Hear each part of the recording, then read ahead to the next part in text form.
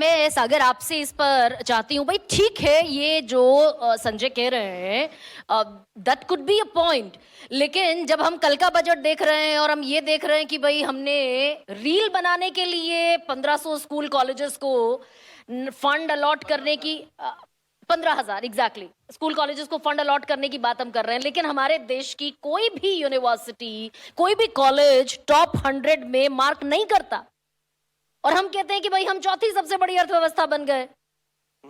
तो इस यूथ को कौन कैटर करता हुआ दिखाई देगा, कौन एड्रेस करेगा? देखिए, आपने जो कहा ना रील बनाने के लिए इतने पैसे एलोकेट कर रहे हैं, दरअसल रील बनाने के लिए नहीं, कंटेंट क्रिएटर्स के लिए उन्होंने करे हैं। हाँ। तो कंटेंट क्रिएटर्स देसी जबान में भाई रील ही कहते हैं और क्या।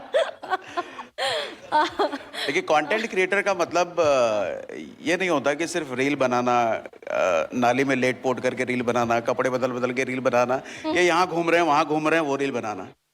रील या कंटेंट वो भी होता है जो शायद हम जैसे लोग बता रहे हैं, मतलब एक यूथ जिसको शायद पैसे की समझ नहीं है। अच्छा, आपने दरअसल पर्सनल ले लिया। नहीं, पर्सनल नहीं लिया। मेरे साथ ऐसे बहुत सारे टीचर्स भी हैं, बहुत सारे टीचर्स हैं, या मतलब कोई भी ऐसी चीज जो कि ग्रोथ में हेल्प कर रहे हैं, एजुकेट कर रहे हैं, लोगों को सही रास्ता बता रहे हैं, वो लोग भी कंटेंट क्रिएटर्स ठीक है। तो मुझे लगता है गवर्नमेंट ने शायद इनका सोच करके सोचा होगा। ठीक है। और कंटेंट क्रिएशन एक बड़ी इकोनॉमी है। एग्जैक्टली, बिल्कुल इकोनॉमी है, बड़ी इकोनॉमी है, लेकिन हम ये क्यों नहीं सोच पा रहे हैं कि भाई हमारे कितने हजार, मैं लिखकर भी लाई थी, लगभग 53,000 से ज्यादा तो कॉलेज है इस देश में और 1,500 तकरीबन यूनिवर्सिटी है। तो 53,000 और ये 1,500 अगर मिला लीजिए तो 55,000 से ज्यादा बैठता है। 55,000 में टॉप 100 में हमारे देश की कोई यूनिवर्सिटी, कोई कॉलेज मार्क नहीं करता। ये बहुत अच्छा पॉइंट आपने बोला। कल हमने YouTube पे जब बजट एनालिसिस करा था ना, उसमें ये बात मैंने हाईलाइट करा था कि हमारे देश की सरकार को शायद इस बार पहली बार, मैंने कहा था कि ये जो बजट है ना, ये 20 साल पुराना बजट है। 20 साल पुराना बजट मैं इसलिए कह रहा हूं कि पहली बार मैंने देखा कि सरकार ने रियल एजुकेशन पर फोकस किया है। रियल एजुकेशन में किसको कह रहा हूं कि वो एजुकेशन, वो पढ़ाई जिससे सच में एम्प्लॉयमेंट क्रिएट हो। जो बच्चा जब कॉलेज स्कूल से पढ़ के निकल के बाहर आए तो उसको काम मिले, उसको धंधे पानी में हेल्प मिले, वो एजुकेशन। लेकिन अभी तक का एजुकेशन अगर आप देखें तो वो बच्चा बीएससी कर लेता है, एमएससी कर लेता है, लेकिन बाहर निकल करके उसको 10,000 की नौकरी के लिए हजारों इंटरव्यूज देने पड़ते हैं। मतलब 10,000 की नौकरी देने को उसको कोई तैयार नहीं है। तो ये फिर इस एजुकेशन का क्या फायदा? इसको डेवलपमेंट कह सकते हैं सागर? नहीं कह सकते हैं। मैं ये कह रहा हूं कि ये जो बजट आया है, अगर इस बजट में आप देखो कि जो एजुकेशन पर फोकस किया गया है वो सब रियल एजुकेशन है। Graphics, animations, gaming, content creators, इन सब एजुकेशन पर फोकस किया गया है। आयुर्वेदा के एजुकेशन पर फोकस किया गया है। मतलब पहली बार मैं देख रहा हूं कि रियल वर्ल्ड में जो एजुकेशन लोगों को चाहिए। नहीं, तो ये यहाँ भी एक बड़ा वो जो काला कोट और गुलाबी तस्वीर है, आप कह रहे हैं कि रियल एजुकेशन पर फोकस किया गया। बच्चों खुश हो क्या अभी की एजुकेशन से देश की? कितने लोग खुश हैं? जरा हाथ उठाइए। अभी जो रियल स्टेटस है इस देश की एजुकेशन का, कितने लोग उससे सेटिस्फाइड हैं? हाथ उठाइए तो जरा प्लीज। डर क्यों रहे भाई? हाथ उठाइए बच्चों। कितने लोग खुश हैं वो लोग हाथ उठाइए। अच्छा, कितने लोग ना खुश हैं वो लोग हाथ उठाइए। एग्जैक्टली, मैंने भी यही पॉइंट आउट करा था। सर, सरकार अभी जो एजुकेशन चल रहा है ना, सरकार एजुकेशन, आप कह रहे हैं कि रियल एजुकेशन पर सरकार फोकस कर रही है और किया है पहली बार। और मैं ये कह रही हूं कि एजुकेशन का बजट टोटल बजट के 3.6% से घटकर कल के बजट में 3.5% रह गया। हम बजट तो दे नहीं रहे हैं। नहीं, देखो this is real data confusion है। मैं बिल्कुल आपको एग्जैक्ट डेटा दे रही हूँ। पिछले साल का एजुकेशन बजट 1.29 लाख करोड़ था। मैं 2014-15 में बजट था सरकार का, 2018-19 में बजट दिया था सरकार ने टोटल बजट का एजुकेशन पर 3.27%, 3.27% घटकर कल के बजट में हो गया है 2.59%। आप पिछले साल का एजुकेशन बजट अगर देखो तो एग्जैक्ट बजट है 1.29 लाख करोड़ पिछले साल। इस साल 1.39 लाख करोड़ किया है। मतलब बढ़ाया है एजुकेशन बजट।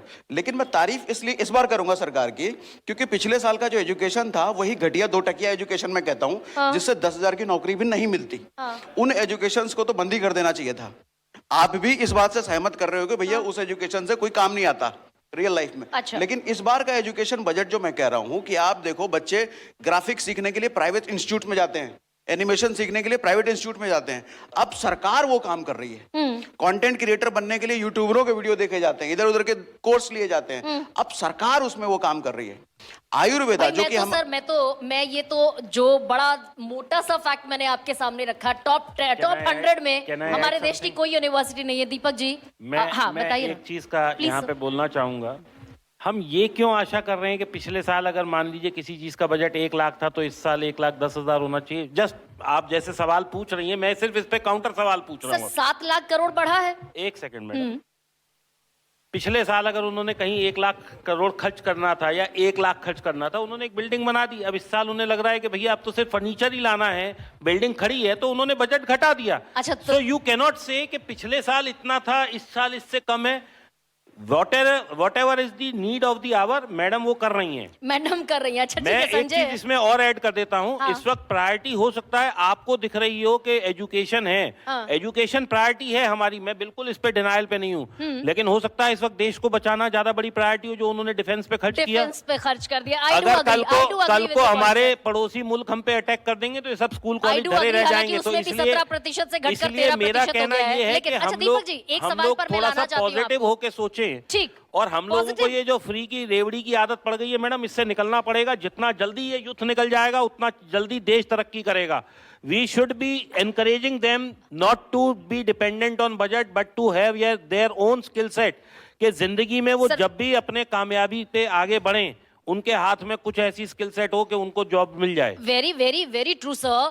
भाई ये रेवड़ी कौन दे रहा है? सरकार दे रही है। तो बिहार के इलेक्शन में सरकार ने ultimately रेवड़ियां मैडम बांटी। कम तो करनी पड़ेगी ना। सर 10,000 रुपए देंगे हर महिला को बिहार की, ये किसका डिसीजन था? बिहार में सरकार का मैडम डिसीजन देखिए था। ऐसा है, हम ये नहीं कह सकते over the period of time कि कल को कोई भी एक गवर्नमेंट आ जाएगी और वो बिल्कुल ऐसे डंडा घुमाएगी और हमारा देश सुधर जाएगा। सुधर जाएगा। अच्छा चलिए We are last not point में looking- लास्ट पॉइंट पर we ला are रही हूँ not- आपको। we are not ठीक है having a Deepak ji, Harry last Potter point, movie। Sanjay. पिछले क्वेश्चन का आंसर करना चाहूंगा। आपने पूछा क्यों इंडियन यूनिवर्सिटीज फीचर नहीं करती। प्लीज। देखिए उसके दो बड़े कारण है। कोई भी यूनिवर्सिटी, टॉप यूनिवर्सिटी एक बड़े कारण से बनती है और वो है रिसर्च।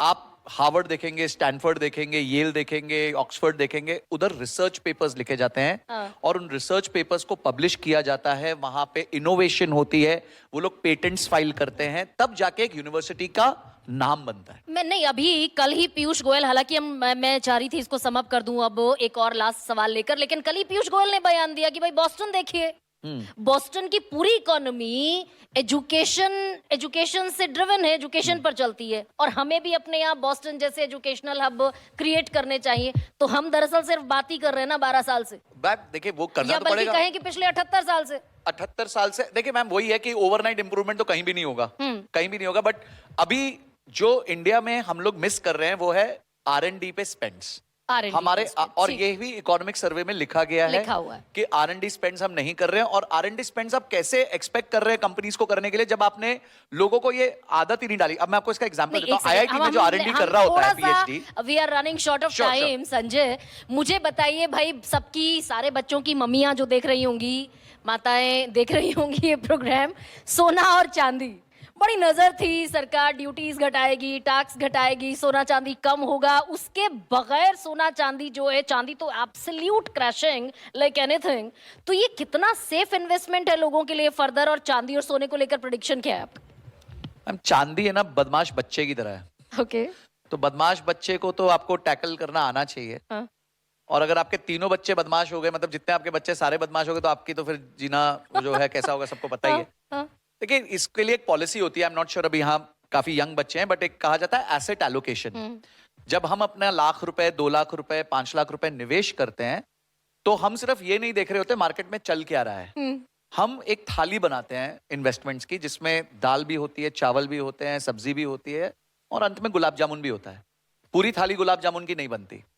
तो होता क्या है, जो इन्वेस्टर साइकोलॉजी है वो ये कहती है कि जो चीज चल रही है मैं उसमें पैसा डालूंगा। अब सिल्वर चल गया तो हीरो बन गया, सबकी नजर में आ गया, सबने पैसा डाल दिया। अब उसका एक नेचर है, वो बदमाश बच्चा है, पर किसी ने देखा नहीं। अब वो बदमाश बच्चा बड़ा प्यारा लग रहा था, कुची कू कर रहे थे सब उसको, उसने बदमाशी चालू कर दी, तो अब हो गया सबका कल्याण।